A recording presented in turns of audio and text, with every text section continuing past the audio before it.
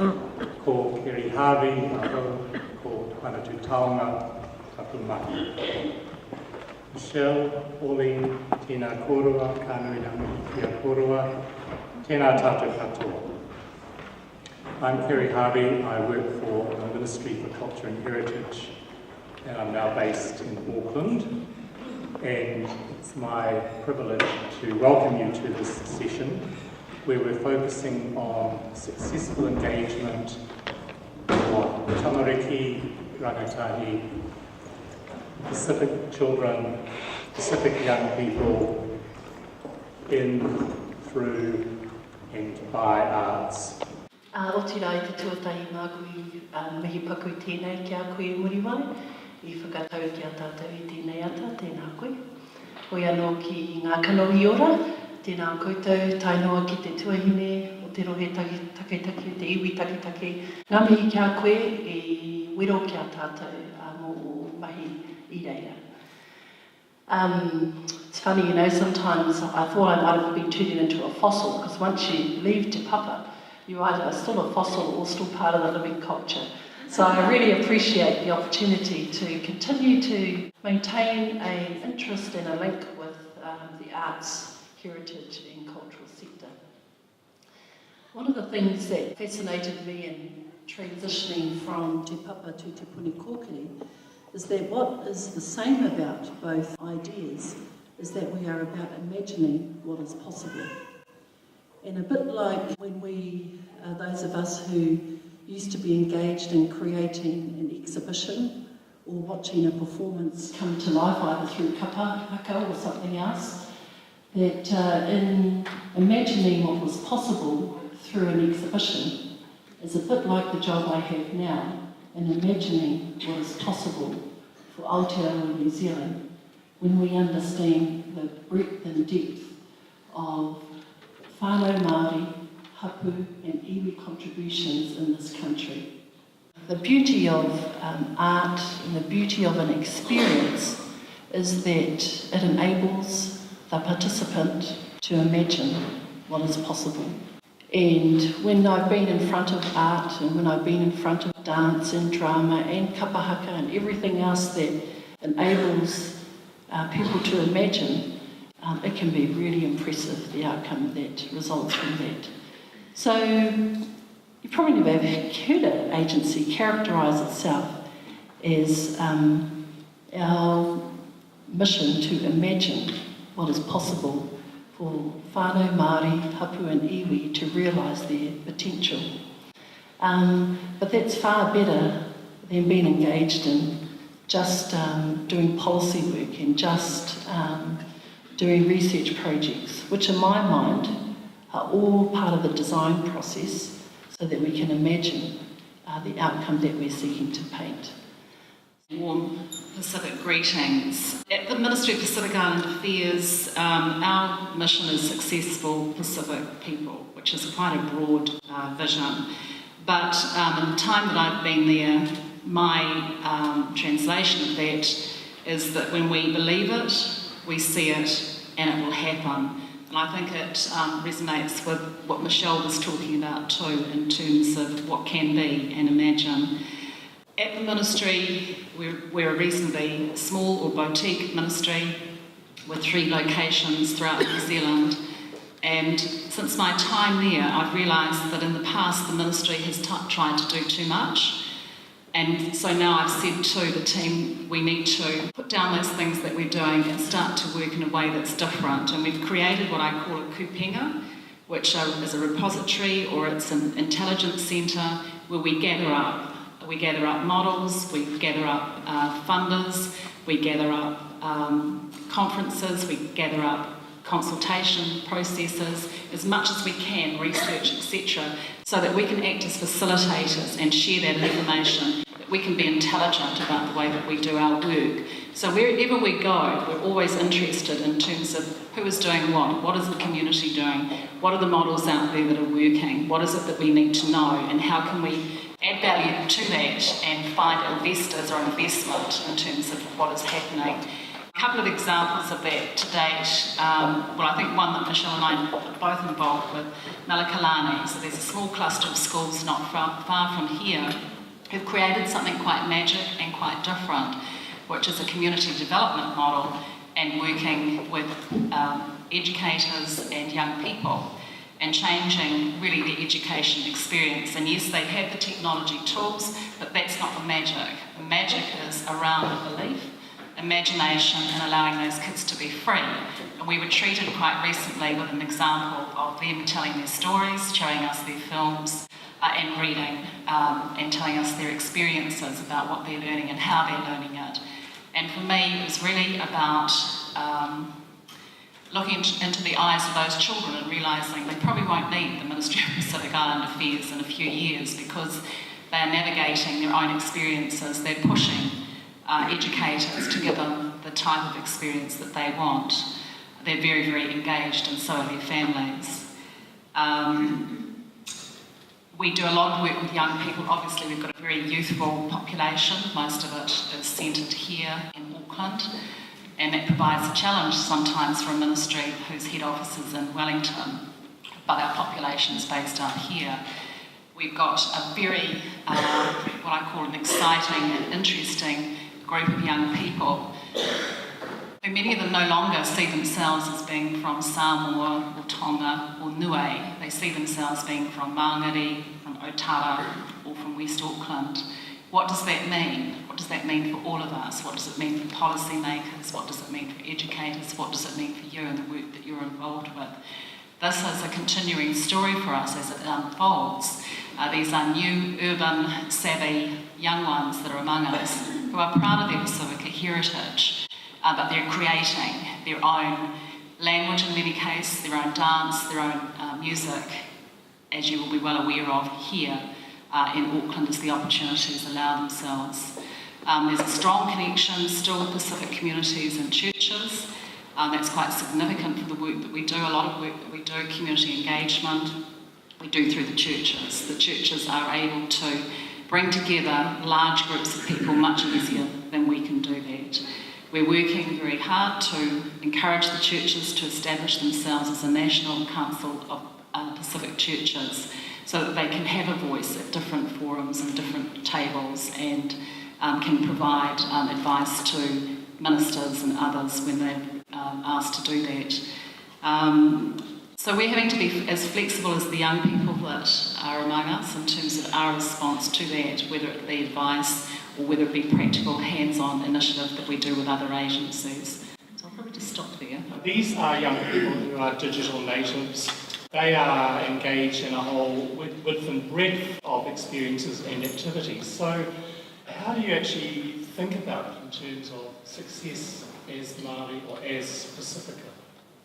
I think we're in an interesting time where 20 years ago, maybe even a bit longer, there was a lot of work that was done in communities, to communities, and sometimes with communities.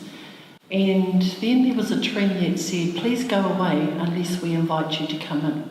And now in the 2000s, we have all grown up a little and figure that it's about our joint contributions to actually help us really figure out what is this thing we call or want to work with, and recognising that Michelle, as an example, is Māori, but she's also from a hapu and a whānau, and she has these iwi connections, and she has these whakapapa connections, and she might have a whole lot of other stuff. As Pauline was saying, one thing that we jointly have been involved with for some time is the work at Point England School. And arguably the technology has become the vehicle to enable possibilities. And yet it's enabled these young people, Pacific, Māori, from quite a wide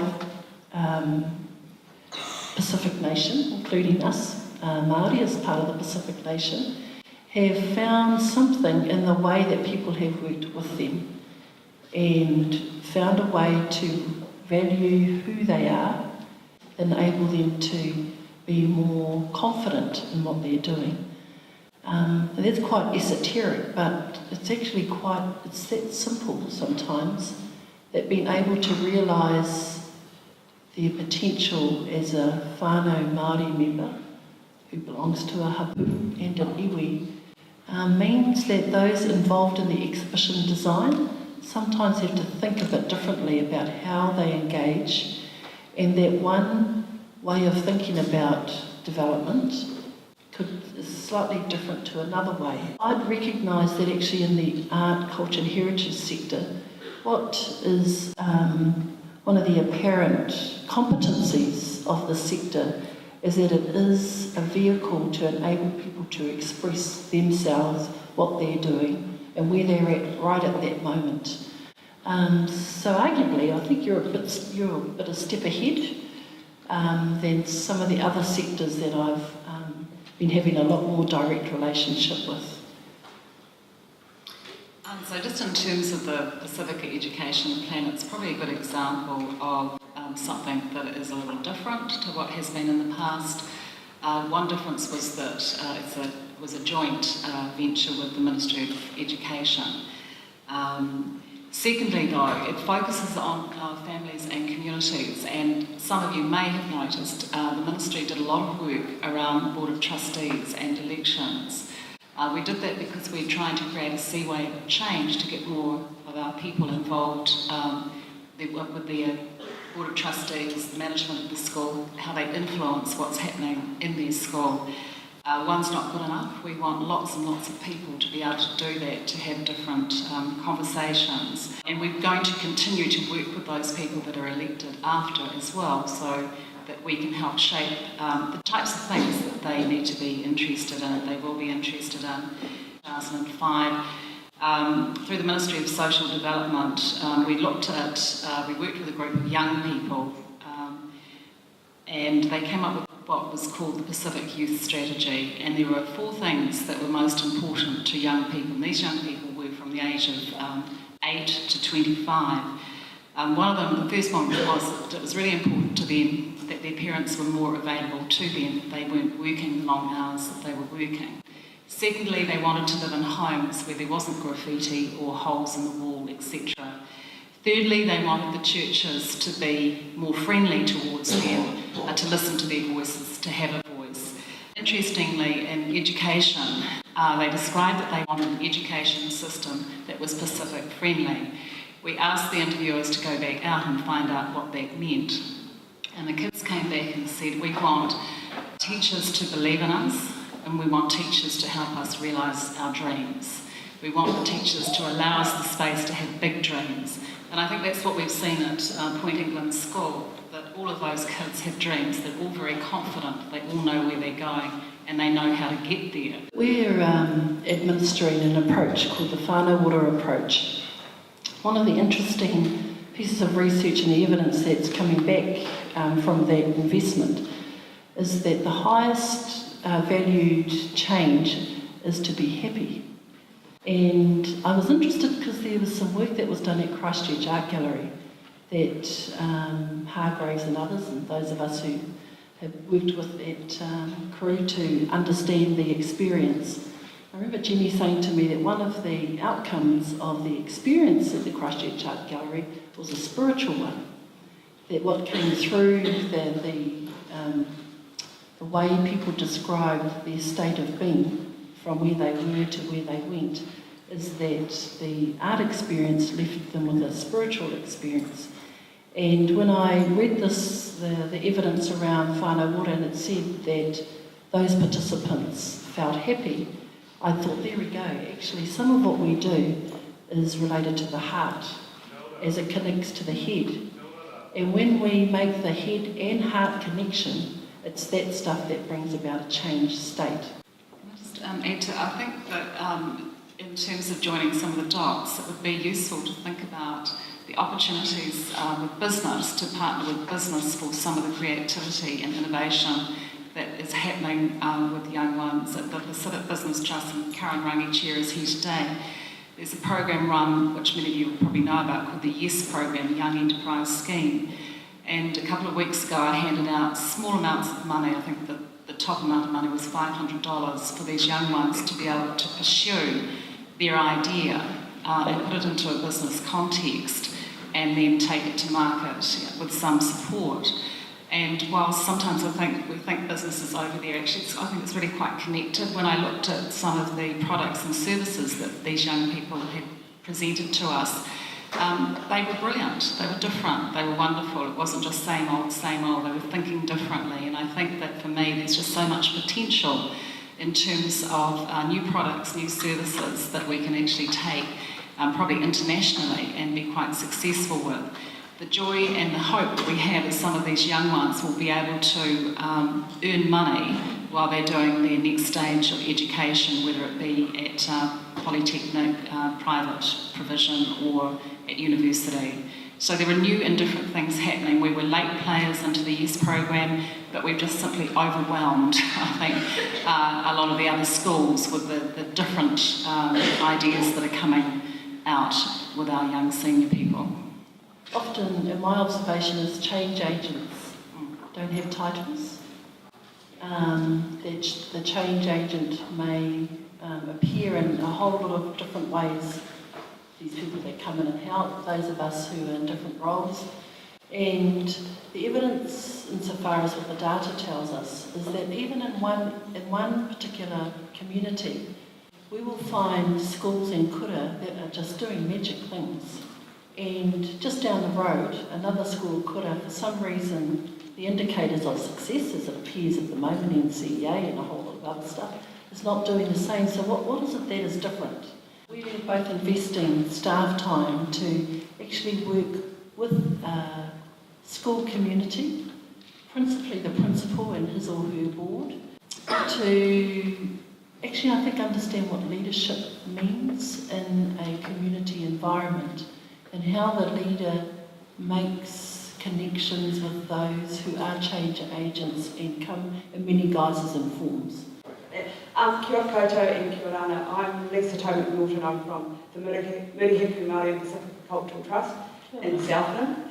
And Christina's probably not going to, well, she may get up and speak about tautai, but I just want to speak about the relationship that we have with tautai. I'll give you a little bit of background about what our trust does. In 2009, we had the first Polyfest in Manukau in Murihiku.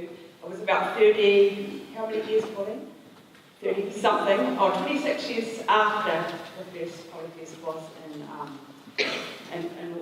And our Polyfest isn't the same as the Auckland Polyfest. We have a non-competitive Polyfest. So it's from teeny tiny babies that are 6 months old right up to kids that have been involved in special education, 22, 23 years old. So it's fantastic. But the whole thing has just grown incredibly, and so we have literary festivals, we've got art exhibitions, all sorts of wonderful things. But the wonderful thing about it is that it's been embraced by the whole community. It's a celebration of Māori and Pacific culture, but it's for everybody. And so we've got rural farmers that have had nothing to do with anything Māori or Pacifica coming along to support their grandchildren. We have people, I think Stuart Island's going to be involved in this year, but we've got just about all the Southland schools, early childhoods, Central Otago, Dunedin, etc., etc. In 2010, we had Victor Roger come down and work with two kids in a workshop. Bridget Inda from Dunedin came down and worked, and Johnny Peninsula, the master, and Chris Chavez came and did some sculptural workshop. But the effect on the community has been, we've had more families engaged in schools because of what's been happening. We've made links with people like Tautai. We've had Fresh Horizons, which is it's a holiday, it's not a holiday program, it's so much more than that. World-class artists come and work with young people. They open their eyes to the opportunities that are available for them, and it just goes off. And because we have the best people, we have Black Grace come down and do a week-long workshop for kids. They put their performance on as part of our Southland Arts Festival, and we have great support from the Eng with regards to that. You know, it's just amazing what can happen if you've got, as Albert Went said, and I can't remember it properly, but at the last Arts Week Pacifica that we went to, we had thanks to CNZ for that, when we met all of these wonderful people. It was, if there's dedication and aroha, and your motives are pure, opportunities will come. Big, your kids deserve it, and you know, Michael Jackson said they're a future, blah blah, but they are, and it's a cliche, but it's true. Back to 100%, and I'm a teacher all the time, and if you back your kids, they will eat broken glass for you, just like you should do that for them as well. So. There is just so much talent, but getting people into organisations, and those organisations be made stable so that they can continue the work. That is, those that know are nodding, would be the next big thing to enable us all to see the good work. Era reviewer once told me a story about all the young people sitting on the mat. Hansel and Gretel was being read, and most of the young people were paying attention, but as each page got turned, there was this one little lad who just sort of started to lie down, and then by page 5 he was rolling around, and then by the end of the book he was sort of sitting on his knees looking the other way. And the learner leader was quite frustrated with his behaviour, and says something to him, and then he rolls around and says, "Miss, Jonah Longmu's awesome." That had nothing to do with Hansel and Gretel, but it was actually, I think, your point about how do we find vehicles for inclusion, because I know that my parents, and probably even some of my peers, and possibly some of your family, from time to time have had experiences of exclusion, or not being included either overtly or subconsciously. And I suppose my experience is that what art can do is help people be included because they can express whatever it is they want to. Because Māori realising their potential is just not about kapahaka. Kapahaka is absolutely an expression of cultural depth and value, but more importantly, it's a narrative and storytelling vehicle so that we can connect with the current world and often with the past world, because those who have to create dance and music really have to think through how they include and make a connection with the past, and then comment on anything that's going on in the country today. So vehicles to include are quite important now, because a number of Māori, not everybody, have had experiences of exclusion, or for some reason not always been included. And that's not to generalise, because there are many people that opt to be included, and there are some who opt to be excluded. But if we are conscious of that design process, then we will just think through, how do I make sure young people are included? That if there's a possibility for whānau to be included and opt in, then awesome. My question to you is, how are your organisations working alongside, Ministry of Education, all the other government agencies to ensure, because I think, my challenge to you, I guess, would be, is your legacy a place in the history of Aotearoa success for your peoples? So the legacy element for me is actually, yes, Te Puni Kōkiri is going to focus on a few things, because the Chief Executive wants us to be really adept at a few things, to do it really well and to have a lot of understanding. But in the meantime, the rest of the world carries on. And to be able to shape and influence what the rest of our policy colleagues do, and principally in Wellington, we're wanting to invest time in talking and working with them to actually assist their framework of analysis, to enable them to open their minds to other ways of thinking about things, but also to find ways to include perspectives that are different to theirs sometimes. And if I'm able to achieve that in my 4 years, 11 months, something days of my current contract with Te Puni Kōkiri, I would leave to go to lunch too. Because it's not just a Māori story. It's not just a story and a mission of whānau Māori, iwi and hapu. In my mind, it's an Aotearoa story. And for me, I'm a very new public servant, unusual career move, I think, at my age, where I should really be thinking about retirement. But I'm very pleased to meet you and know where you're from and the work that you've been doing. I've been wanting to meet you for a long time. I'm an ex-Rutherford girl, and I left Rutherford at the age of 15 and home at the age of 15 because I knew that Rutherford and my community couldn't give me anything at that particular stage, so I acknowledge all the work that you've done since. I've been trying to get back in there, and I've got my friends Oscar Kitely and Lucky Morana, who also are part of the old brigade, and we're ready to come back in any time, just a bit hard to get in there. Maybe it's the way that I left. But just in terms of commitment, I'm deeply committed, and part of that reflects back to that 15-year-old schoolgirl who realised that she needed to get out before she could do and before she could be. And certainly I'm absolutely committed. I've got a gypsy caravan, there's room for you all. I'm gathering up, as I said before, for the kupenga, friends, funders, helpers, volunteers, people who believe in the dream that I've got in my head. And I attribute it to 3 aunts who helped to raise me, a very difficult child, and they said to me these things which I try and remember each and every day. One of them is to always count my blessings. Don't focus on what I haven't got, but focus on what I have got. The second one, each and every day to say my prayers. And the third one was never, ever, ever to forget who I was, where I came from, that I was Samoan and that I was special. So that's my commitment over the next 4 years, 10 months and 3 days.